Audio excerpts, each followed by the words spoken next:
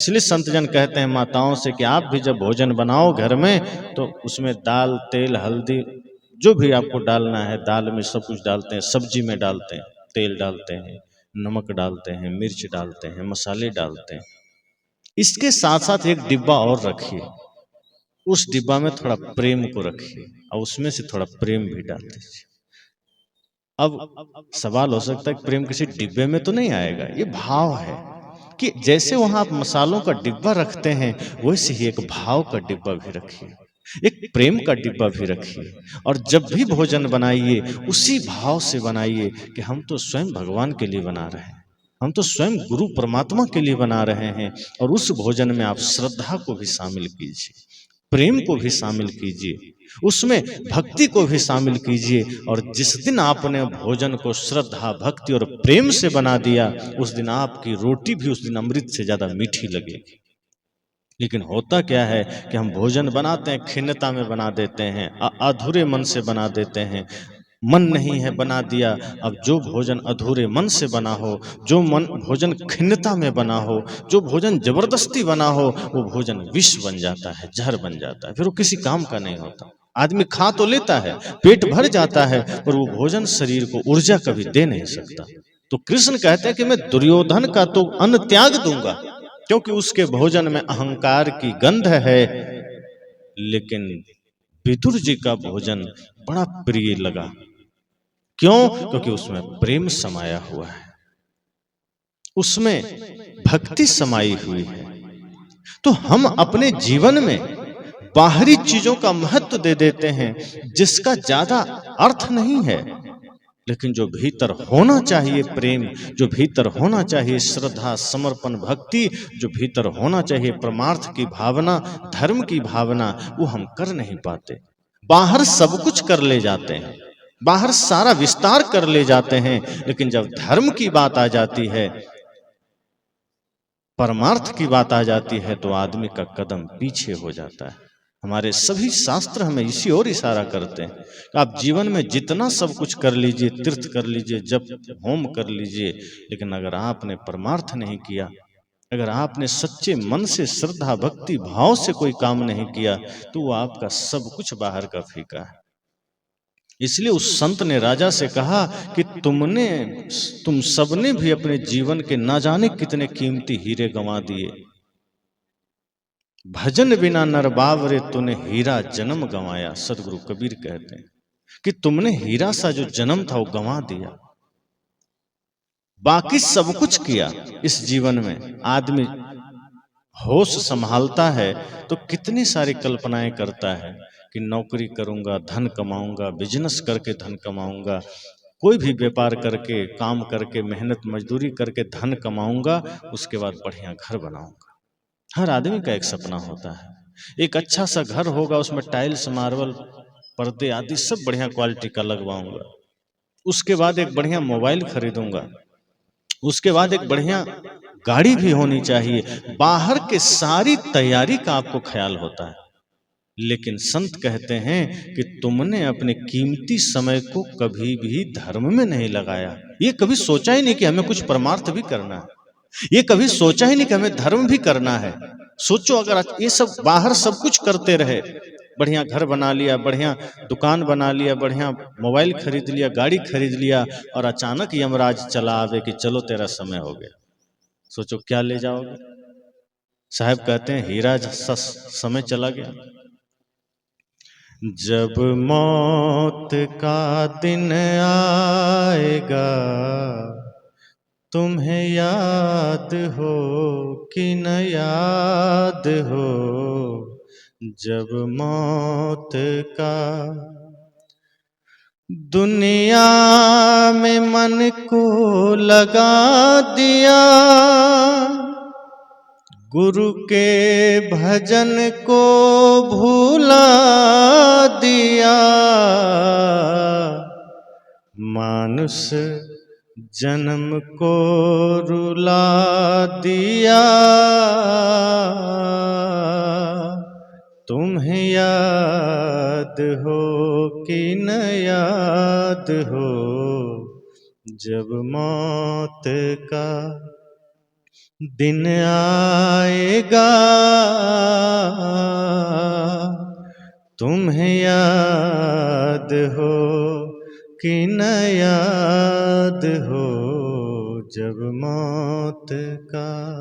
संत ने क्या कहा, सब कुछ कर लो लेकिन ये तो तय है कि एक दिन यमराज आ जाएगा, जीवन में मौत आ जाएगी। तब मौत पूछेगी कि क्या कमाया, कौन सी दौलत कमाया, तो आप क्या कहेंगे, ये रुपये पैसे कमाया। मौत कहेगी कहाँ है, आप कहेंगे बैंक में है। मौत कहेगी और क्या कमाया, ये रिश्ते नाते कमाया, का कहाँ है, कहा सब बैठा है। फिर मौत पूछेगी क्या बनाया, फिर आप कहेंगे ये घर बनाया। मौत कहेगी अब तुम्हें मैं लेके चल रहा हूं, साथ कौन जाएगा।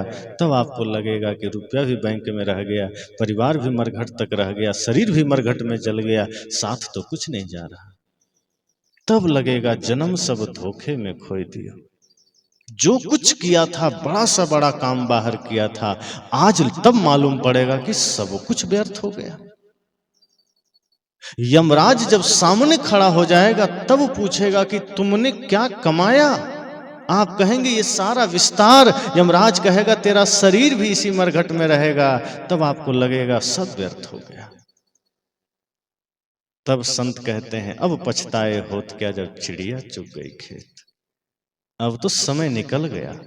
अब आप रुपए का बंडल भी दे दो मौत को कि थोड़ा 1 घंटा का समय दे दो, मौत कहेगी नहीं नहीं तेरा टाइम हो गया। 1 मिनट की मोहलत नहीं मिलेगी, 1 घंटे तो बड़ी दूर की बात है। जो समय तुम्हें मिला था उसे तुमने व्यर्थ गंवा दिया। मिला था समय, सबको मिला है, लेकिन जो समय मिला है उसमें तुमने धर्म का चयन नहीं किया, उसमें तुमने धन का चयन किया। जो समय तुम्हें मिला है उसमें तुमने कभी परमार्थ के बारे में नहीं सोचा, उसमें तुमने संसार के बारे में सोचा, उसमें तुमने सिर्फ बाहर की माया के बारे में सोचा। इस संसार को भी अगर सोचता परमार्थ के भाव से, सेवा के भाव से, तो शायद कुछ पुण्य तुम्हारे कर्म में इकट्ठे हो जाते, खाते में जमा हो जाते, और हम तुम्हें सुख से सुकून से लेके जाते। लेकिन नहीं, तुमने जीवन में सदैव बाहर और क्षणिक को चुना है। तुमने नश्वर को चुना है, तुमने अनिश्वर को नहीं चुना है। तुमने सत्य को नहीं चुना है, तुमने बाहर के चीजों को चुना है। जो तुम लोगे वो वहीं रह जाएगा। अरे ऐसे चीज को पकड़ो, ऐसे चीज का चयन करो जिसको पाते ही सब मिल जाता। एक राजा ने घोषणा कर दिया कि जो भी मेरे राज्य में आएगा और जो जिस चीज को छू देगा वो उसी का हो जाएगा। सब लोग सोचे तो बड़ा ही सरल उपाय है, हम भी धनी हो जाएंगे। राजा ने कहा मेरे पूरे राज्य में मेरे सामने सारी जो कीमती वस्तुएं हैं, सभी कुछ जमीन के कागज से लेकर के हीरे सोने चांदी जवाहरात सब कुछ, नीलम पन्ना पोखराज, जितने कीमती धातु और द्रव्य और पत्थर हैं वो सब यहाँ रखा जाएगा। दास दासियां रखी जाएगी, भवनों के कागज रखे जाएंगे, जमीन के कागज रखे जाएंगे, सेना सिपाही रखे जाएंगे। जो जिसको छू देगा उसी का हो जाएगा। और राजा भी एक सिंहासन लगाकर बड़े से मैदान में बैठ गया और सारी चीजें वहां लगा दी गई। अब सुबह से लोगों की भीड़ लग गई। कोई धन को छू रहा है, कोई सोना को छू रहा है, कोई हीरा को छू रहा है, कोई खेत का कागज को छू रहा है, कोई घर के कागज को छू रहा है, कोई सैनिक को छू रहा है। जो जिस चीज को छू रहा है उस राजा कहा ठीक है जाओ, तुम्हारा हो गया, तुम्हारा हो गया, ले जाओ। लेकिन उसी में एक छोटी सी बच्ची थी, वो धीरे धीरे दौड़े चली आ रही है। वो न हीरा को छू रही है, न सोना को छू रही है, न हाथी को छू रही है, न घोड़े को छू रही है। वो बाहर किसी चीज को ध्यान ही नहीं दे रही है, वो दौड़ी चली आ रही है। दौड़ते दौड़ते बाकी दुनिया के लोग लगे हुए हैं बाहर सब कुछ छूने में, अन्य चीजों को पकड़ने में, और वो लड़की छोटी बच्ची दौड़ती हुई आई और राजा को पकड़ ली। कहा बस मैंने आपको ही पा लिया, मतलब पूरा राज्य मेरा हो गया। मुझे बाहर का क्या चाहिए? हम बाहर जो भी पकड़ेंगे थोड़ा ही तो मिलेगा, बाहर जो भी छुएंगे वो थोड़ा ही तो मिलेगा। मैंने तो राजा को ही पकड़ लिया, अब राजा मेरा मतलब पूरा राज्य मेरा हो गया। हम भी वही करते हैं जो अन्य लोग करते हैं। वो लड़की जो की उसे वैसा हम नहीं करते। हम इस दुनिया में जो बाहर की दौलत है हम उसको पकड़ते हैं, उस एक अनिश्वर को, एक ईश्वर को, एक गुरु को नहीं पकड़ते, जिसको पकड़ते ही सब हमारा हो जाएगा। हम धन को पकड़ते हैं, दौलत को पकड़ते हैं, जमीन को पकड़ते हैं, वस्तुओं को पकड़ते हैं, ये मेरा, ये मेरा। और जब मौत आती है, तुमने गलत चीज पकड़ ली है तो अंत में तेरे से छूट जाना है, क्योंकि जो शरीर तुम्हें मिला ये भी तेरा नहीं। ये शरीर भी सिर्फ तुम्हें घर के रूप में मिला है और तुम इसमें रह नहीं पाओगे, किराएदार हो मात्र। जैसे कोई आदमी किराए में घर लेता है, कुछ दिन रहता है, और जिस दिन मन आया किराएदार मालिक का, घर के मालिक का, कि तुम खाली कर दो, खाली करना पड़ता है। उसी तरह ये शरीर भी तो किराए का मिला है। प्रकृति ने हमें किराए पर दिया है, और हमें दिया इसलिए है कि संतों ने कहा है साधन धाम मोक्ष कर द्वारा। ये मोक्ष तक पहुंचने का साधन मात्र है और कुछ नहीं है, भवसागर से पार होने का उपाय मात्र है। लेकिन हमने इस शरीर को लगा दिया नफरत में, इस शरीर को लगा दिया घृणा में, इस शरीर को लगा दिया दुनियादारी में, इस शरीर को लगा दिया पाप में। संत ने कहा जिसके लिए शरीर मिला था तुमने वो काम ही नहीं किया, जिसके लिए ये शरीर तुम्हें मिला वो काम तुमने किया ही नहीं। इससे वो सारा काम किया जो तुम्हें नहीं करना था। उन्हीं सारे बंधनों से बचने के लिए शरीर मिला, ताकि पाप से मुक्त हो सको, ताकि धर्म में लग सको, पुण्य में लग सको, स्वर्ग तक पहुंच सको, मोक्ष तक पहुंच सको। लेकिन तुमने वो काम नहीं किया, तो जो पकड़ना था, जो ग्रहण करना था, उसे कभी ध्यान नहीं दिया, और उन सारी वस्तुओं को पकड़कर तुमने इकट्ठा कर लिया जो अंत में तुमसे छिन जाना है, छूट जाना है। लेकिन इसका पता कब चलता है? जब बिल्कुल मौत सामने आ जाती है, तब हमें होश जगता है कि हम तो पूरा समय गंवा दिए। जीवन खत्म हुआ तो जीने का ढंग आया, जब बुझ गई समा तो महफिल में रंग आया। जब जीवन अब खत्म ही हो गया तब जीने का ढंग आ रहा है, और जब समा बुझ गई तब अब महफिल में रंग आया। गाड़ी निकल गई तब घर से चला मुसाफिर, मायूस हाथ मलता वापिस बेरंग आया। आपकी गाड़ी वहां 12 बजे हो स्टेशन में, और आप घर से 12 बजे निकले ही तो गाड़ी मिलेगी, छूट जाएगी, आपको वापस लौटना पड़ेगा। अगर गाड़ी 12 बजे है तो कम से कम 10 बजे आपको निकल जाना चाहिए, तब आप गाड़ी पकड़ लेंगे, चले जाएंगे। इसी तरह जो धर्म का अवसर मिला था, पुण्य का अवसर मिला था, जो प्रकृति ने समय दिया था, उस समय में हमने पाप करना शुरू कर दिया। किसी बच्चे को परीक्षा हॉल में 3 घंटे का समय मिला लिखने के लिए, और वो वहां जाकर के लिखना छोड़ करके अगर रेडियो लगा दे कान में और गाना सुनने लगे, वो 3 घंटे वो गाना सुनता रहे तो पास होगा? अरे बाद में सुन लेना, वो 3 घंटा तुम लिखो तब पास हो जाओगे। आदमी भी वही करता है। प्रकृति ने जो जीवन आपको दिया, जो समय आपको दिया, वो भवसागर से पार होने के लिए दिया। प्रकृति ने जो जीवन आपको दिया वो धर्म काम करने के लिए दिया, वो पुण्य का काम करने के लिए दिया, और आदमी अपने जीवन का उपयोग कर दिया पाप में, लड़ाई में, झगड़े में, घर द्वार परिवार मकान दुकान में। संत ये नहीं कहते कि आप घर मत बनाओ, पैसे मत कमाओ, वे कहते हैं सारा काम करो, मेहनत करो, धन भी जरूरी है, लेकिन अपने मन को, अपने चेतना को इतना उसमें मत लगा दो कि बाहर जो मूल जीवन है उसको भूल जाओ। आप दिया में इतना पैसा मत खर्च कर दो कि उसकी ज्योति जलाने के पैसे न बचे, क्योंकि कोई भी दिया आप जलाते हैं तो उसमें दिया से ज्यादा कीमती उसकी ज्योति होती है, बाती। मिट्टी का भी दिया हो, अगर उसमें ज्योति जल रही है तो उस दिए का महत्व है। और आप सोने का दिया लेके बैठे, उसमें ज्योति नहीं जल रही है, किसी काम का है? नहीं है। घर का महत्व कब है? जब उसमें रहने वाला हो। आपने घर बड़ी कीमती बनाया, बड़े ही पैसे से बनाया, और उसमें रहने वाला ही अंत में ना रहे तो घर का कोई महत्व है? झोपड़ी भी खिल उठती है यदि उसमें कोई रहने वाला। इसी तरह संत कहते हैं, इस शरीर मिला था, समय मिला था, उसको तुमने उसी हीरे की तरह खो दिया जैसे राजा ने खो दिया। समय मिला था धर्म का काम करने के लिए, समय मिला था परमार्थ का काम करने के लिए, समय मिला था पुण्य का काम करने के लिए, ताकि जब यमराज सामने खड़े हो जाए और कहे कि अब तुम चल, तेरा समय हो गया, तो आप ये न कहें कि थोड़ा समय और दे दो, हमने तो कुछ किया ही नहीं, बल्कि आप ये कह सकें कि बिल्कुल मैं चलने को तैयार हूं, जो मुझे करना था मैंने कर लिया, जो धर्म का काम करना था मैंने कर लिया, जो पुण्य कमाना था मैंने कमा लिया, इस जीवन को मैंने भौतिक और आध्यात्मिक दोनों अर्थ में सफल बना लिया। हमारा परिवार भी हमसे खुश है, समाज भी खुश है, और धर्म का काम भी मैंने किया है, भक्ति का भी काम मैंने अपने जीवन में भक्ति को भी जिया है।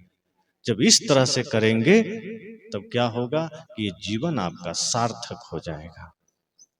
इसलिए उस संत ने राजा से कहा कि हमने तो तुम्हें हीरा ही दिया था, पर तुम पहचान नहीं सके, तुम्हें लगा ये काला कलूटा फल लाके दे दिया, तुम फेंकते चले गए।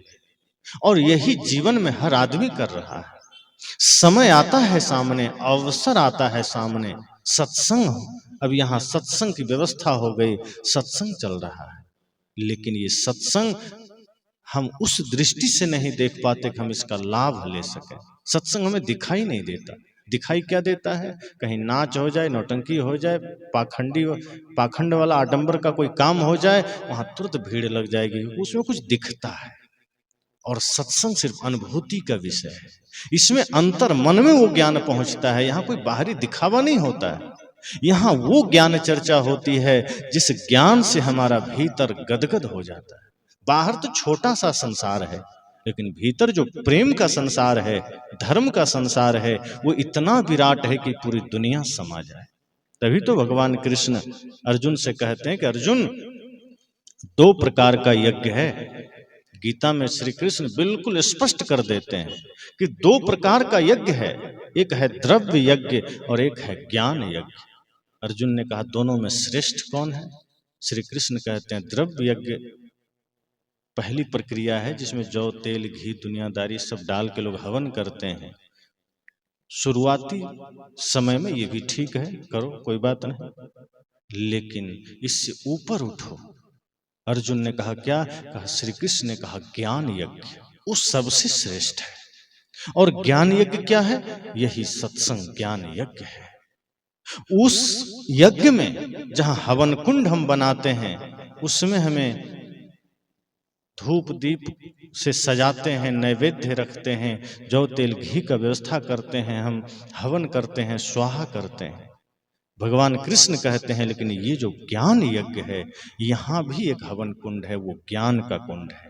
यहाँ भी यजमान है, आप सब हैं, और यहाँ भी यज्ञ कर्ता पुरोहित संत हैं। यहाँ भी कुछ डालना है, यहाँ आपको अपने मन का विकार डालना है, और जब आप अपने मन के विकारों को डालकर स्वाहा कर देंगे तो ये ज्ञान यज्ञ आपके जीवन को सुंदर बना देगा, पवित्र बना देगा। इसलिए भगवान कृष्ण कहते हैं कि ये ज्ञान यज्ञ सर्वोपरि है, सर्वश्रेष्ठ है, ज्ञान यज्ञ से बड़ा कुछ नहीं।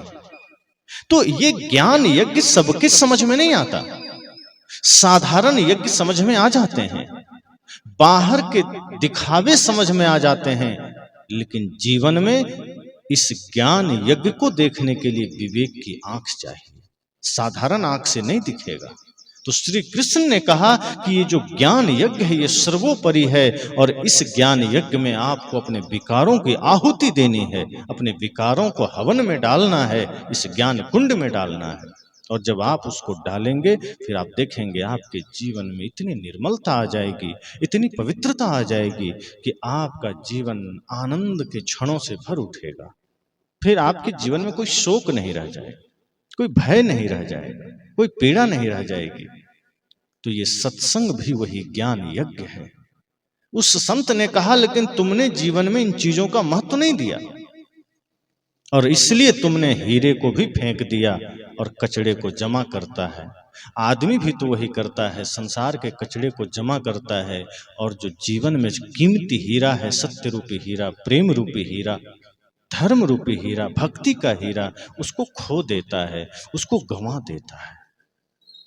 बाहर सब कुछ आप जमा कर लेते हैं, जो छूटेगा उसे इकट्ठा कर रहे हैं, जो मिट जाएगा उसको जोड़ रहे हैं, और जो आपके साथ चलने वाला है, जो आपको खुशी देने वाला है, वो प्रेम, वो भक्ति, वो श्रद्धा, वो ज्ञान, वो सेवा, आप उसको कभी ख्याल नहीं करते।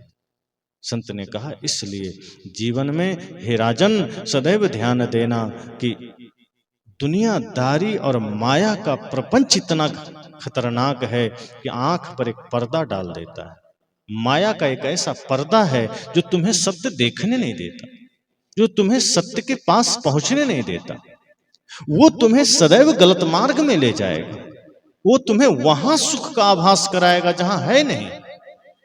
जैसे आप कभी देखेंगे, अभी तो बारिश हो रही है, लेकिन जब एकदम गर्मी रहेगी, चिलचिलाती हुई गर्मी, तो कई बार नदी में और कई बार सड़क में आप जब दूर तक देखेंगे तो कहीं आपको पानी नजर आएगा, वहां पानी होता नहीं है, वो दिखता बस है।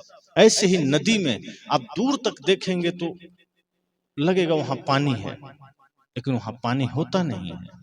ऐसे ही जो सड़कें होती है उसमें दूर तक आप देखेंगे तो लगेगा कहीं पानी नजर आ रहा है, वो पानी है नहीं, वो आभास हो रहा है। माया भी हमें संसार में दूर में आभास करवाती है। माया का जो पर्दा हमारे भीतर पड़ा है, आंखों पर पड़ा है, उसके वजह से हमें संसार में सुख का आभास करा देती, वैभव का आभास करा देती, और हमें लगता है यहां नहीं है, लेकिन आगे और बढ़ेंगे तो सुख मिल जाएगा, थोड़ा और आगे जाएंगे तो सुख मिल जाएगा, थोड़ा और अंदर घुसेंगे तो सुख मिल जाएगा। और जब वहां पहुंचते वहां भी निराशा हाथ लगती, वहां भी दुख हाथ लगता है। इसलिए संत कहते हैं बाहर माया तुम्हें सदैव आभास करा करा करके इतना अंदर घुसा देती है कि निकलना मुश्किल हो जाता है। इसलिए ज्ञान यज्ञ में आइए, सत्संग में आइए, यहाँ से वो माया का पर्दा हटेगा और फिर आपको अपने में भीतर में ही सुख का आभास होगा, अनुभूति होगी। फिर वहीं आप देखेंगे कि जैसे ही हृदय में भक्ति का दीप जला, प्रेम का दीप जला, धर्म के प्रति आपका जागरण हुआ, आप देखेंगे जीवन में सब समस्या मिट गई। इसलिए मैंने कहा कि जैसे संत ने राजा के बारे में बताया और राजा को समझाया, इसी तरह से हम सबको भी अपने जीवन में ये देख लेना है कि हम भी कितना कीमती कीमती समय खोते चले जा रहे हैं, हीरा खोते चले जा रहे हैं, धर्म के अवसर को खोते चले जा रहे हैं, पुण्य के अवसर को खोते चले जा रहे हैं। और ये सारे अवसर जो हमारे जीवन में खो रहा है, अंत में सबका हिसाब होता है और मौत सबका हिसाब लेती है और कहती है कि तुमने जो कमाया उसका ही फल तुम्हें मिलेगा, और अब जाओ कीट पतंग में। ये मनुष्य शरीर मिला था बड़े सौभाग्य से, ये मनुष्य शरीर मिला था बड़ी कृपा से, न जाने किन किन जन्मों का पुण्य उदय हुआ था जो ये मनुष्य शरीर मिला, और तुमने इसे नाहक गंवा दिया। कोई धर्म का काम नहीं किया, सिर्फ नफरत में बिता दिया, सिर्फ एक दूसरे की आलोचना में बिता दिया, लड़ाई झगड़े में बिता दिया। थोड़ा सा जीवन मिला था, लोगों के साथ वो भी हिल मिलकर नहीं बिता पाए, एक दूसरे के साथ प्रेम से नहीं बिता पाए, न बेटे बहू में प्रेम हो पाया, न सास ससुर में प्रेम हो पाया, न पति पत्नी में प्रेम हो पाया। मौत ने कहा एक छोटा सा जीवन मिला था, वो भी तुमने प्रपंच में बिता दिया, अब ना जाने किस खानी में तुम जाओगे, गधा बनोगे कि बैल बनोगे कि कीट बनोगे कि सांप बनोगे कि बिच्छू बनोगे कि कुत्ता बनोगे, कौन जानता है। और जो हालत जानवरों की होती है सोचो, आज हम आप इंसान हैं, जब भूख लगती है भोजन कर लेते हैं, कमा लेते हैं, घर में विश्राम कर लेते हैं, जानवर की हालत देखो, छोटे छोटे कीट पतंगों की हालत देखो। संत कहते हैं इसलिए ध्यान देना, अगला जन्म ना जाने किस जगह जाना पड़े, इसलिए पहले ही पुण्य का काम कर लेना, पहले ही धर्म का काम कर लेना, ताकि पुनः मनुष्य शरीर मिले और उसके बाद भक्ति करते करते सीधे मोक्ष मिल जाए। दिखावा मत करना, पाखंड मत करना, सच्चा काम करना, सच्चे धर्म के पथ पर चलना, प्रेम के पथ पर चलना, ज्ञान के पथ पर चलना, और कुछ परमार्थ करते जाना, कुछ पुण्य करते जाना, यही आपको आगे भी एक सुंदर मनुष्य शरीर में ले जाएगा। तो इसलिए ये चेष्टा हम सबको करनी है।